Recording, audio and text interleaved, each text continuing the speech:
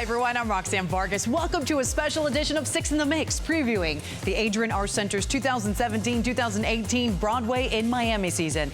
And this season, it's a very special one for South Florida because the grand opening of the On Your Feet national tour will be happening right here in Miami at the Adrian ARSHT Center with a special 2-week engagement. On Your Feet tells the inspiring true story of our very own Gloria and Emilio Estefan. Here's the ARSHT Center's Andrew Goldberg with more on the new season. For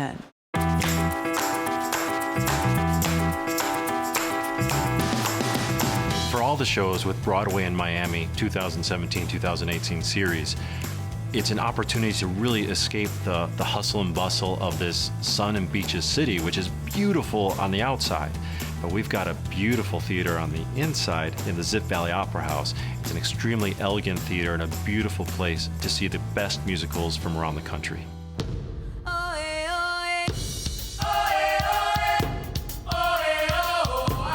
The first show of the season is arguably one of the most important musicals to ever come to the ARSHT Center, and also arguably one of the most important musicals to ever come to Miami. And that, of course, is On Your Feet, the Gloria and Emilio Estefan musical. It's their love story, it's their success story, it's an immigrant success story, and it's going to be one of the hottest tickets in town this October.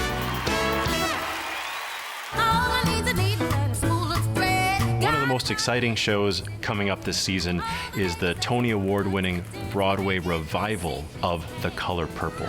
It's the one that was on Broadway, of course, and it's the production is more of a stripped-down production, lets you really focus on the characters and on that beautiful music.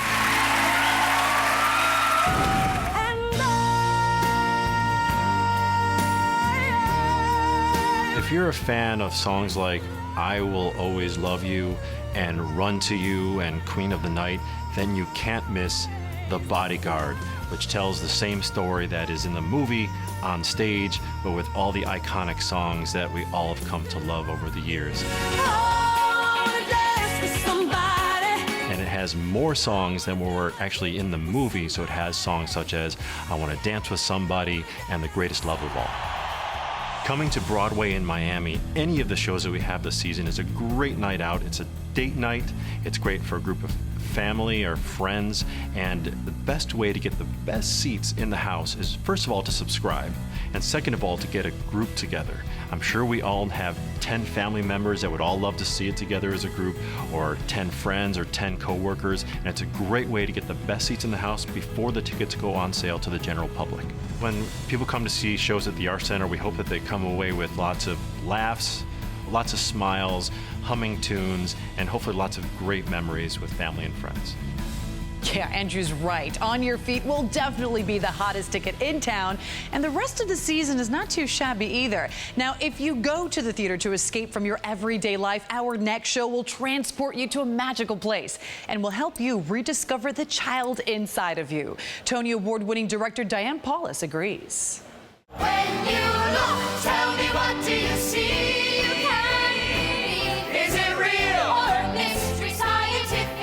Finding Neverland is a musical that tells the story of the creation of Peter Pan.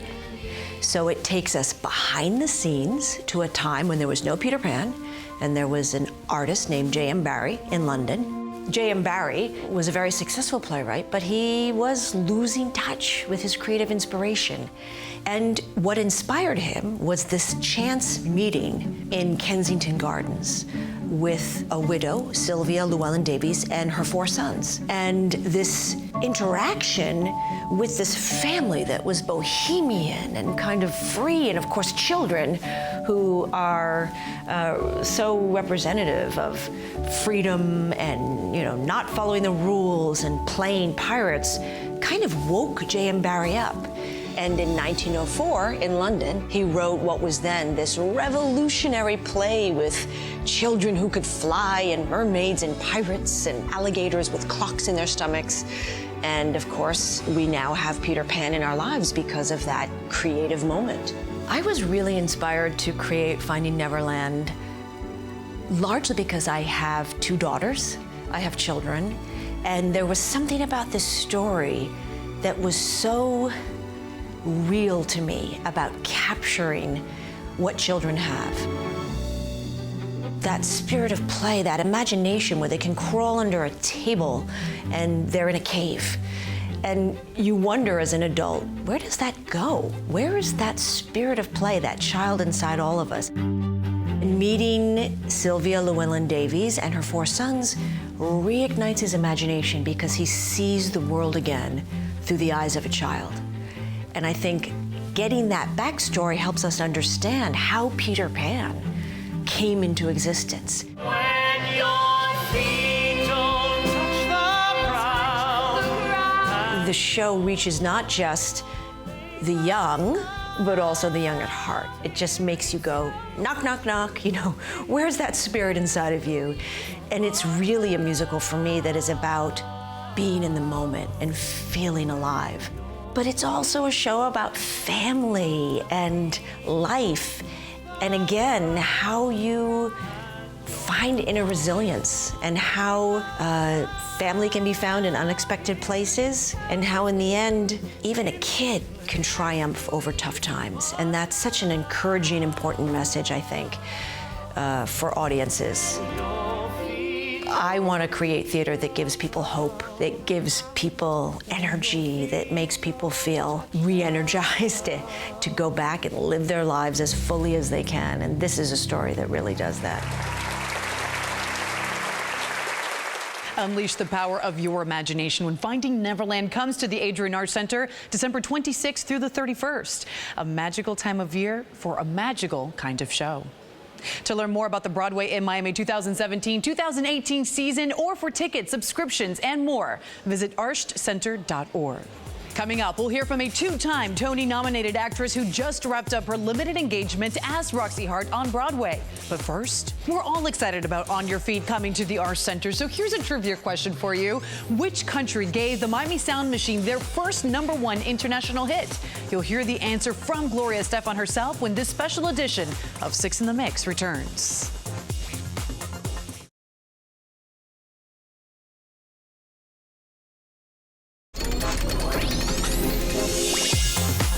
Welcome back to the special edition of 6 in the Mix. I'm Roxanne Vargas. So which country did give the Miami Sound Machine their first #1 international hit? Gloria has the answer. Holland is special because Holland was the place where Dr. B, well, we got our first #1 internationally. There you heard it. It was Holland. That just goes to show you music truly has no barriers. Our next show is a universal tale of fame, fortune, and all that jazz. Plus, it has not 1, but 2 femme fatales as its lead characters and incredible dancing. That's why Chicago the Musical is still wowing audiences all over the world. Whose friend can speak? My ex-boyfriend. Why'd you shoot him? I was leaving. Chicago, the musical, is based on a story that was done in, I think it was like the 1920s, and it was about these 2 women who had committed murders, and they ended up getting acquitted. And it's both their journeys and how they manipulate the press. You can live the life you like. You can even marry Harry, but mess around with Ike. Oh, and that's good. This role, Roxy and Velma, have been, and I have to say that is the genius, one of the geniuses of the show, and I give that credit to Walter Bobby and Anne Rankin and Barry Weissler. They have put so many people in these roles and have allowed everybody to be individual and do their own take on the role, which is really amazing. Roxy. Yeah, the lady raking in the chips is gonna be Roxy. She's gonna be a celebrity. That means somebody everyone knows. I feel like this show resonates with the audience today because it is constantly current with the current events that are happening in this world. Every day there's something crazy going on in the media, every day, and it never gets dated. The show is never dated, whereas most revivals, they are dated. This is never dated. Fosse's choreography is never dated. The music, it's jazz music, it's somehow never dated. And the story and what it's about is not dated. So it always feels current. I don't care about expensive things, cashmere coats, diamond rings, don't mean a thing. All I care about is love. That's what he's here for. I feel like when people come see Chicago, that they walk out of the theater going, I want more. Oh, you're gonna see a shiver, shimmy, shake, and all that jazz. Great music, great dance, great songs, and not a big set. So it's the story that works. And I feel that people see it, they walk out of there happy, filled with hope in life and joy and fun, because it makes fun of everything. It's dark, but it makes fun of it. So they come out smarter, wiser, and wanting to see more Broadway. That jazz. Winner of 6 Tony Awards, Chicago the Musical is the #1 longest-running American musical in Broadway history, and you can see it at the ARSHT Center May 8th through the 13th.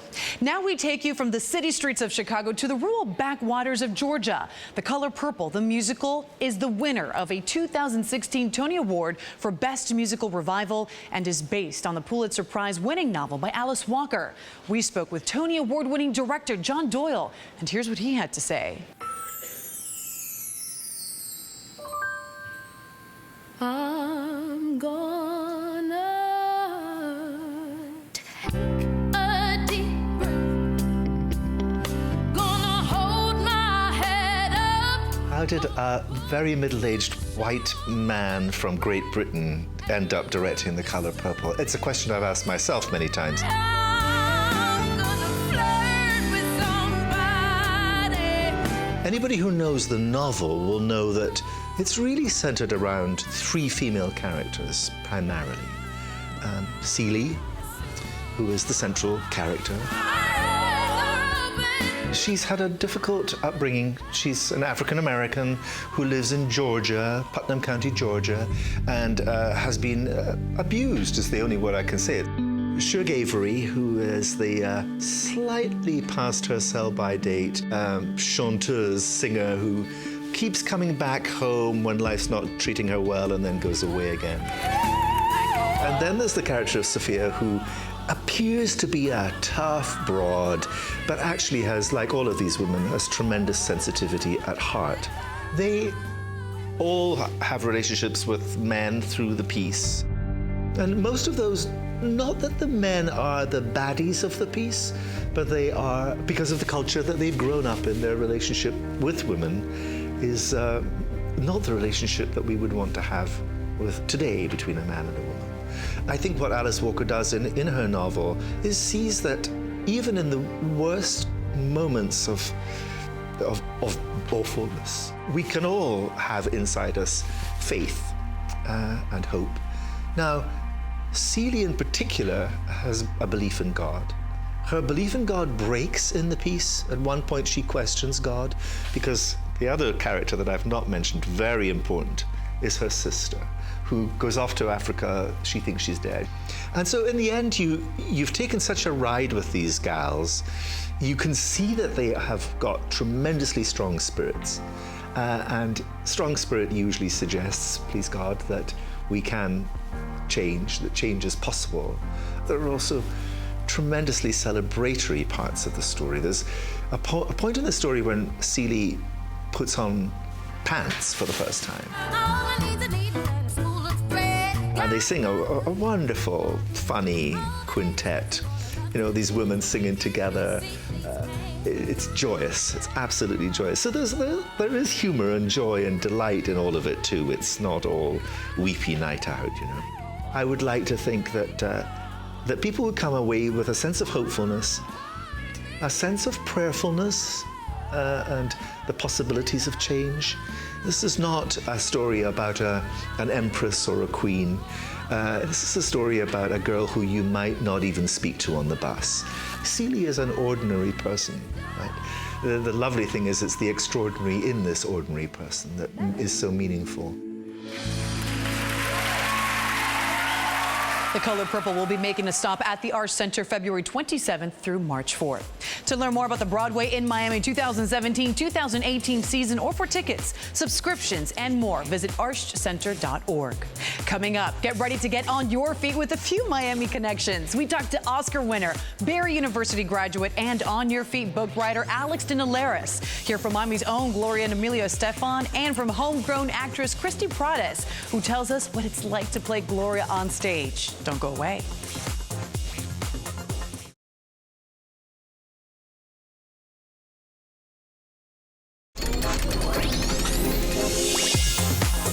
I'm Roxanne Vargas. Welcome back to the special edition of Six in the Mix. This is the moment you've been waiting for. On Your Feet, the inspiring true story of South Florida's own international megastars, Gloria and Emilio Estefan.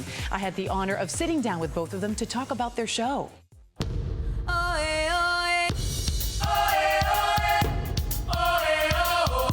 It's the music you love. A story that will inspire. Moments that will make you move and get on your feet. It's the story behind the success of the most famous, most influential couple in music, Gloria and Emilio Estefan. I've been here since 7 a.m. Singing, dancing, acting, that is my passion, and it is my dream to be on Broadway. It was a long road to this moment. Opening night on the Great White Way. On Your Feet debuts in New York City, 2016. We were there. So we followed you guys. The 305 came to the NYC. 305's in the house. And we were also with the Estefans when they announced that the rhythm is finally going to get you right here at home. We have to be Miami. Miami have to be the first place. I mean, our good luck kick. I think a lot of people are going to be crying. I can tell you. They're going to be laughing a lot with my accent and the whole Miami accent, Well, the whole thing. Your accent already. But you know something? For years but it's a lot of things I think they will identify, because it's a real story about the immigrants that come looking for not only for a better life, for freedom, and I think they will identify a lot of the people in Miami. It's certainly a story that Christy Prades identifies with. She plays Gloria Estefan on stage as On Your Feet tours the country. I grew up listening to Gloria's music, my parents telling me the story of Gloria and Emilio and how they made it, and me always wanting to be, a performer and a singer. They used them as an example of, overcoming any obstacles, and just listening to her music and really living my life with her, her music and her story beside all of us in Miami. It makes it an honor to represent her and represent us who are the Cuban culture, the Hispanic culture, and to kind of bring it to all the states around the U.S. Would you believe that Christy auditioned hoping to be part of the ensemble?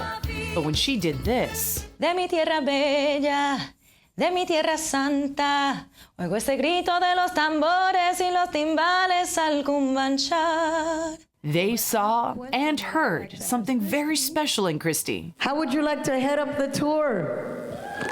Christy? Is this for real? Yes! Having Gloria be so involved and coming to see the show and coming to see me on as her when I did go on, and just her being so proud and happy with the work that I put in to represent her, that was the biggest surprise. I would have never thought that Gloria, being who she is, would tell me all these things and would be proud of my work. While Gloria's music is classic, this isn't a show about her hits. Her hits merely help tell this story. It's a human story. It's about love between two people, love for two countries, love for music, and just pride in what you do and passion for what you do and believing in it and fighting hard for it. And dreams, about dreams, and I think this will be able to inspire minorities. It doesn't matter, you don't have to be Latino. You have to be just a minority or have dreams. And I think we did it, and I think we hope to inspire a lot of people. That's exactly what the musical's book writer, Alex Dinelaris, wants to portray. I'm extremely excited that the tour of On Your Feet begins in Miami. It's both inevitable and appropriate. On Your Feet is based on Gloria and Emilio's life. They are Miami. My favorite scene in the musical is the scene where Emilio tells the producer, "This is what an American looks like." I think it brings an audience together in a way that you get lucky sometimes as a writer. If you plan to write a line like that, it would come off as propaganda. It would come off as sloganeering. It's just something that you write honestly, and you realize, a lot of people want to feel what the character is saying. And so for me to watch all audiences of all colors and sizes and shapes always come together in that scene makes me very, very proud. For Christy, the reason for On Your Feet's success is simple. It's Gloria and Emilio. It's Gloria and Emilio Estefan. Like, who doesn't know, who doesn't love these types of people? As individuals, as artists, they're incredible. They're loving and they're supporting and they give back to the community and they remember their roots and you want to support people like that. You want to support people who never forget where they come from and who love being who they are and who are a true representation of what we should be. You can see On Your Feet October 5th through the 15th only at the ARSHT Center. And you'd better hurry. I have a feeling these tickets won't be available for long. You've probably seen the movie and you've definitely heard the songs. When we return, the Bodyguard musical is making its South Florida premiere at the ARSHT Center. Actress Deborah Cox and the musical's book writer Alex Dinelaris will tell us all about it when this special edition of Six in the Mix previewing the ARSHT Center's 2017-2018 Broadway in Miami season returns.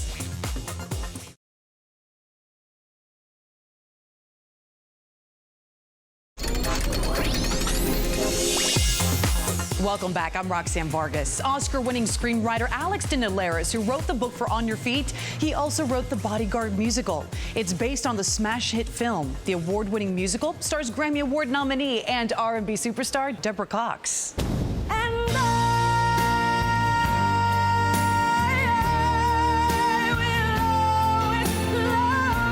I started The Bodyguard from the script and not the film intentionally, because I think when you're going to adapt something, you want to have a freedom of images that might be locked in your head or moments that might be locked in your head. When you read a screenplay, it's more of an outline, it's more of a skeleton than a finished film. I think the toughest thing about The Bodyguard is that in most cases with a catalog musical, or a jukebox musical as people sometimes call them, is that you need malleability to tell your story. So generally, you'll have it on one side or the other. In the case of The Bodyguard, I had a double challenge. The people knew the story in the movie that they loved dearly, and they knew Whitney Houston's catalog, which I couldn't change. So I couldn't really change the story very much, and I couldn't change the lyrics. To make the songs fit in and to make them feel like they were moving the story forward was easily the most challenging thing about writing a musical. When you look at anybody that has to play Whitney Houston or sing Whitney Houston songs, the challenges are myriad, to say the least. I've seen some wonderful actresses. Deborah Cox has a voice that is basically beyond compare. She's amazing. She also intuits the songs very, very deeply, and I think it helps convey the story a bit more. The thing that drew me to The Bodyguard is essentially the story and the music. I loved the film, all of the great, great songs like I Will Always Love You. What you have are these pop songs that we took and then put into a script in order to move story forward.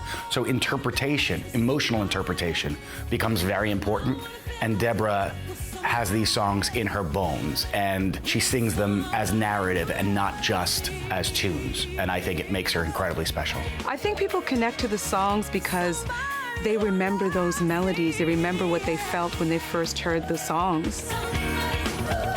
You can feel the audience's excitement, and you can feel the goosebumps sort of spread through the theater. I think the reasons to see The Bodyguard are Deborah Cox, and Deborah Cox. Also, Judson Mills is absolutely terrific as the bodyguard himself. I just love the feeling of being on stage performing with an orchestra, and it's just amazing. I'm every woman, it's all in me.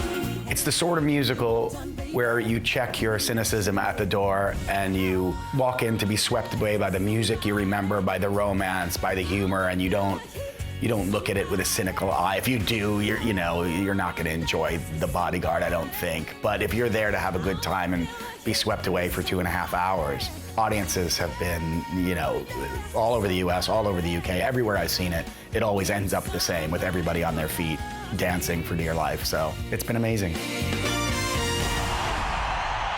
Now, here's something you probably didn't know. Not only did Denny Laris graduate from Barry University, actor Judson Mills, who plays Frank Farmer in the Bodyguard musical, was his college roommate. You can catch the Bodyguard April 3rd through the 8th at the ARSHT Center. Well, that's it for us. I so hope you enjoyed your sneak peek of the Adrian ARSHT Center's 2017-2018 Broadway in Miami season. For 6 in the Mix, I'm Roxanne Vargas. We'll see you at the show.